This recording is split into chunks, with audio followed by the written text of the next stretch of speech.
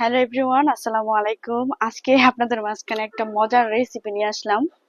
সেটা হচ্ছে মাংস ভর্তা বানাবো। এর জন্য যেটা যেটা নিয়েছি সেটা হচ্ছে পেঁয়াজ কুচি, রসুন কুচি, আদা কুচি, জিরা গরম মশলা গুঁড়া, কাঁচামরিচ কুচি আর হচ্ছে শুকনো মরিচ।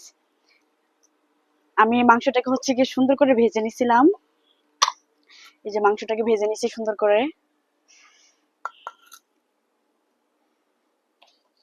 তো এখানে লবণ দিব, লবণ দিয়ে মরিচটাকে গলিয়ে নিব। তার আগে হচ্ছে গিয়ে মাংসটাকে একটু ছাড়িয়ে নিই, যেহেতু মাংস পিস পিস আকারে করা।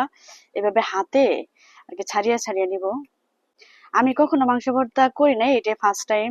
আমি ইউটিউবে দেখে দেখে আর কি রেসিপি, আমার একদম ফার্স্ট অভিজ্ঞতা। আমি প্রথমে মাংসটাকে সিদ্ধ করে নিছিলাম, ভেজে নিছি।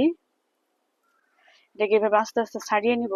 আপনারা চাইলে ব্লেন্ডার করে নিতে পারেন, অথবা অনেকে পাটায় বেটে ভর্তা করে। ভাজলে পরে মাংস অনেক সময় হয় কি শক্ত হয়ে যায়, পরবর্তীতে ছেঁচে পাটায় থেতলে নেওয়া যায়। কষলে নিব লবণের সাথে।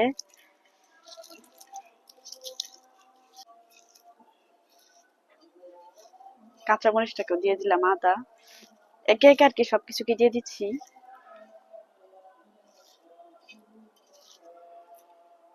টোটাল মিক্সটাকে আর কি সুন্দর করে মাখিয়ে নিব। এখানে আমার মনে হয় যে মাংস ভর্তাটাতে একটু ঝাল বেশি হলে ভালো হবে।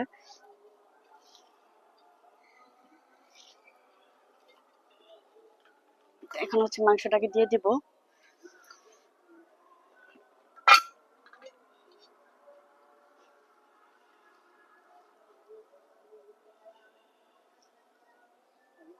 গরম গরম ভাতের সাথে গরুর মাংসের ভর্তার এই রেসিপিটি জাস্ট অসাধারণ লাগে, একবার হলেও খেয়ে দেখবেন। আমার মনে আছে আমি যে স্কুলে জব করি, গাজীপুর শাহিন ক্যাডেট স্কুল, তো সেখানে হচ্ছে গিয়ে আমরা প্রায় 25-30 জনের মতো স্যার এবং মিস ছিলাম। সেখানে আমরা সব